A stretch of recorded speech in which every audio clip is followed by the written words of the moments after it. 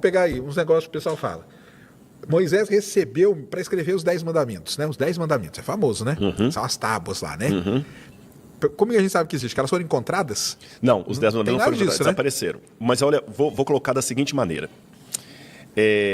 Eu vou fazer o papel aqui de um questionador chato.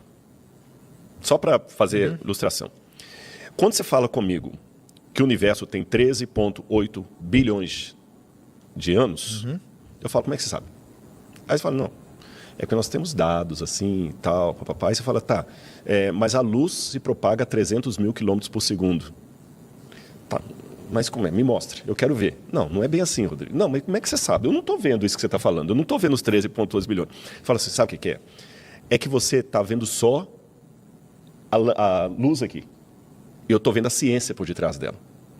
Então, posso dar uma sugestão com você? Estuda a ciência comigo e você vai começar a entender que há algo muito mais do que uma lâmpada aqui. Fala pessoal, se tu curte esse tipo de vídeo, já deixa o like, se inscreve no canal para não perder nenhum vídeo como esse. Agora bora seguir. Eu não estou vendo o átomo. Estuda a ciência comigo, você vai ver que há algo muito mais do que essa mesa. Então, o que acontece com a gente que é teólogo? Quando muitos de vocês às vezes falam assim, não, mas eu não estou vendo Deus aqui. Eu já estou vendo. Estou vendo Deus em que sentido? Da mesma maneira como você está vendo um átomo aqui que eu não estou vendo. Entendi. Você está vendo um espaço nessa mesa aqui que eu não estou vendo. Quer dizer, eu não estou vendo assim.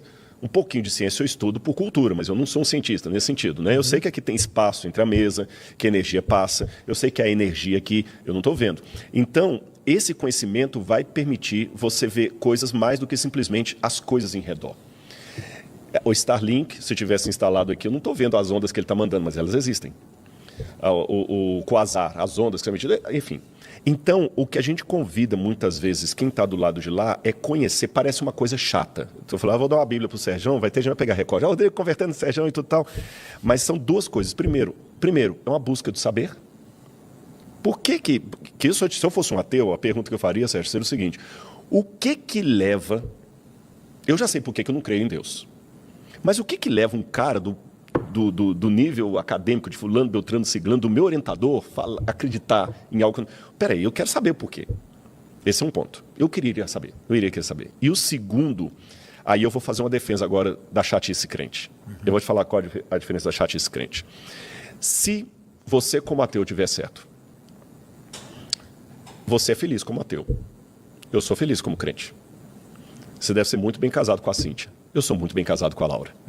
Você ama o que faz. Eu amo o que eu faço. Você é um cara legal. Eu também me considero um cara legal. Você divulga ciência. Você foi para Brasília fazer isso. Eu também divulgo ciência. Nós somos iguaizinhos. Isso. Agora, se nós dois morrermos, não fez diferença nenhuma. Então, quer dizer, o seu ateísmo, a gente vai empatar até a morte. Ah, sim. Mas se eu tiver certo, você está perdendo muita coisa. Entendeu como é que desempata? Porque a gente pode ter uma vida igualzinha, mas, cara, se eu tiver certo, dos dois aqui, e tiver uma vida eterna, tiver um céu esperando, tiver um Salvador que morreu na cruz do Calvário para te libertar dos seus pecados, te dar a vida eterna, se eu tiver certo, aquela criança na igreja católica que você foi padrinho tem todo um sentido naquela entrega a Jesus ali, que a coisa é boa demais para eu ficar calado e não te convidar a experimentar. Agora, eu reconheço que às vezes a gente erra na dose e fica chato, é igual pai babão. Você que é pai, você sabe. Você tem, às vezes, Sim. Então, às vezes, a gente insiste, sim. Eu insisto. Eu quero que você aceite Jesus como seu salvador pessoal. Eu reconheço.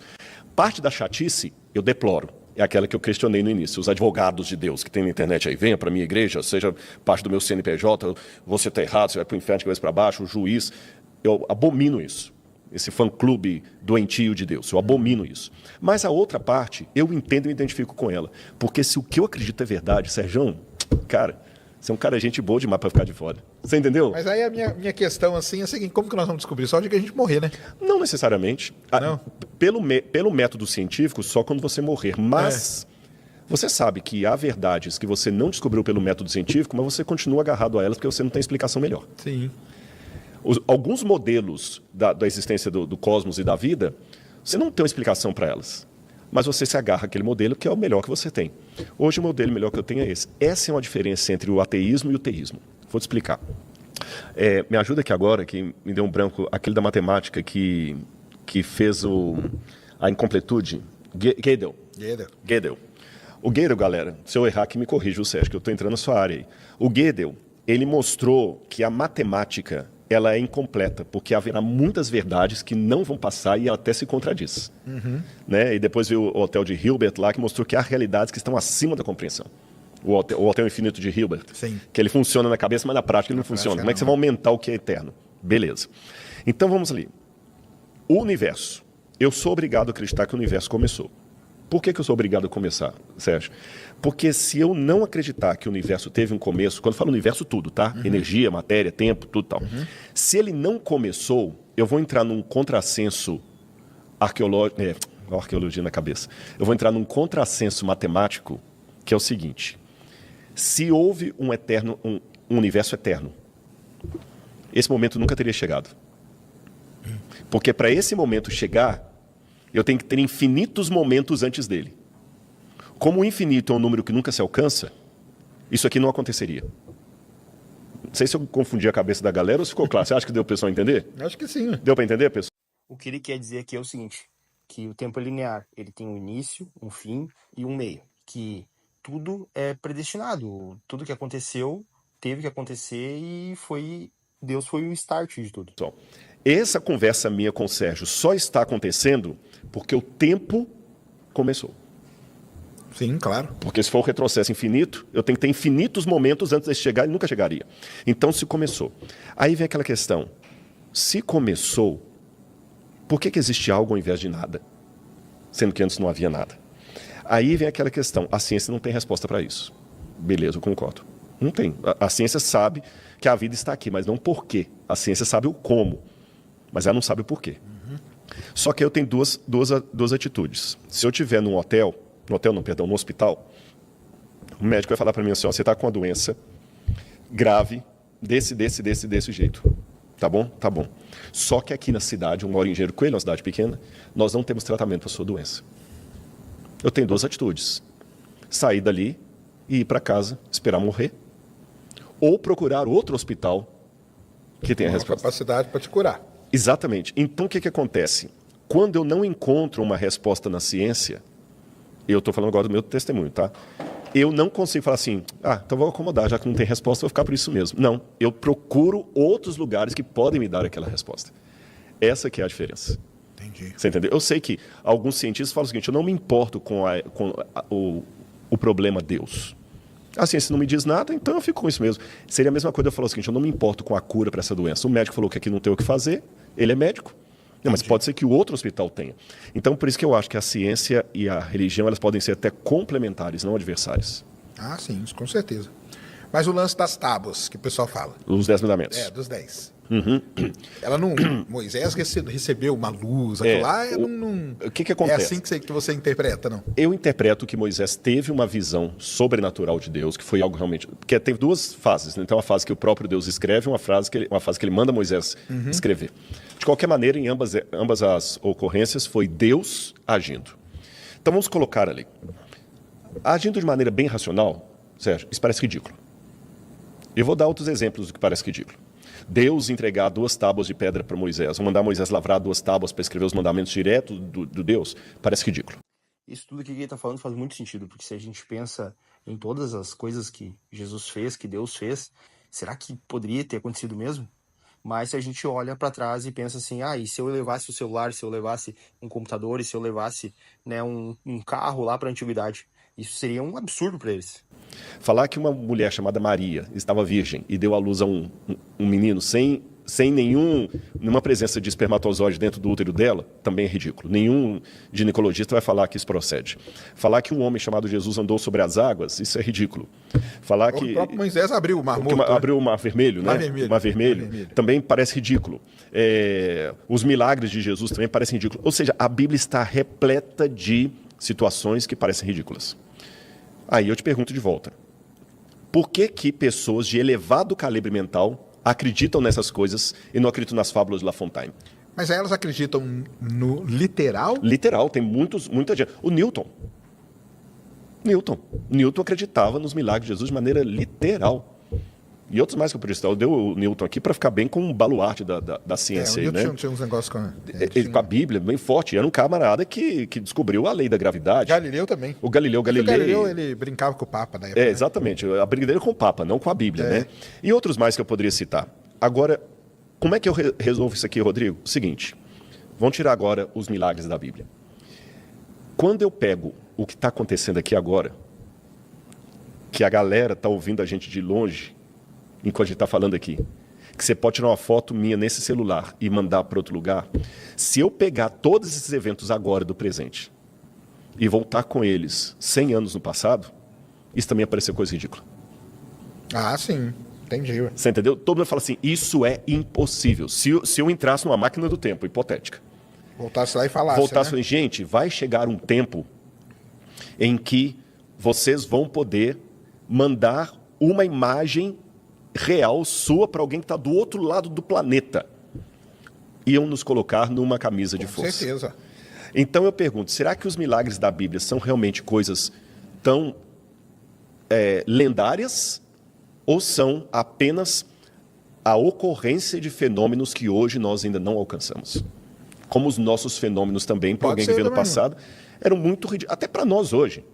É meio fantástico o negócio da inteligência artificial. Alan Soares mandou 5. João é um bom livro para começar. Explica para o Sérgio a diferença de como Jesus é visto de forma distinta em cada evangelho. Ah, porque cada evangelho mostra Jesus... Um aspecto diferente.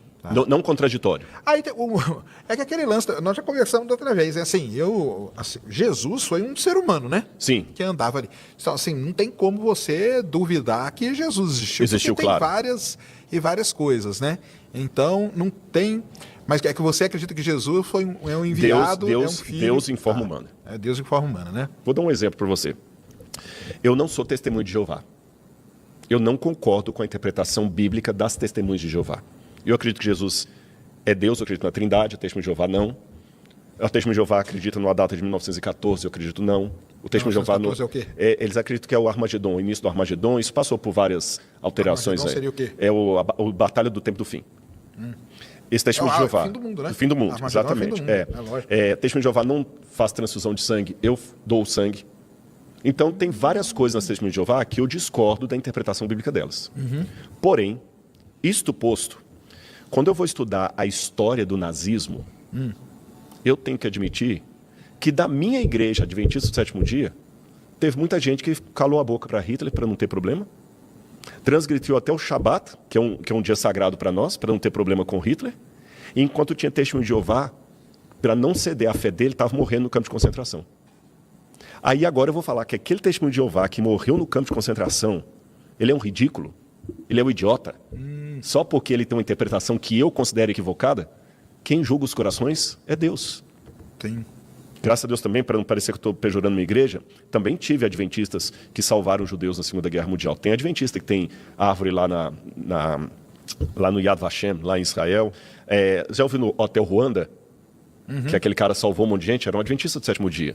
Aquele até o último homem, o Desmond Doss, também era um adventista do sétimo dia. Então, o que eu olho? Minha igreja, em termos de organização social, tem alguns adventistas que eu falo, poxa, que legal que esse cara faz parte da minha igreja, dá até orgulho. Eu falo, ele é da minha igreja. E tem uns que não vergonha. E na Testemunho de Jeová também, na católica, na Seixa Noé, na Batista, e no ateísmo. Tem ateus que você consegue conversar e tem ateus que são chatos. Até o meu amigo lá, o Luiz Saião, ele fala que tem os xiitas e os chatos, né? Então, assim, o que você tem que fazer é o seguinte, acredite no que você acreditar, desacredite no que você desacreditar, mas sempre com respeito pelo seu semelhante. E eu termino minha fala aqui para não ficar muito prolixo. Tem uma frase, ela foi atribuída a Santo Agostinho, mas eu nunca vi essa fonte original da frase. Certo. Então, eu não posso afirmar que é de Santo Agostinho, mas a frase diz assim, no essencial, unidade. No não essencial, diversidade. Em tudo, caridade. Naquilo que é essencial, não pode ter a minha opinião é do Sérgio. Por exemplo, se a gente estivesse discutindo aqui violência contra a mulher, não existe opinião a esse respeito, é condenação. Claro. Não tem como, não, eu acho que pode bater em mulher. Desculpa, isso aí não está para colocar na mesa e ser respeitado. Então, no essencial, temos que rezar o mesmo terço. Um ateu e um crente, um ateu e um não católico cristão rezando o mesmo terço. Violência contra a mulher, não está em discussão. As áreas que não são essenciais, Vamos deixar cada um tomar a sua opinião e em tudo caridade. Aí você pode falar, tá, Rodrigo, mas crer em Deus é uma área essencial. É verdade. Mas aí eu deixo o coração dele com Deus. Lembre, eu estou aqui para testemunhar de Deus, não para ser o advogado de defesa dele. Se você gostou do vídeo, deixa o like, se inscreve no canal e comenta aqui o que você achou. E se tu tem algum podcast, já deixa ali uma dica do que você queria para o próximo podcast.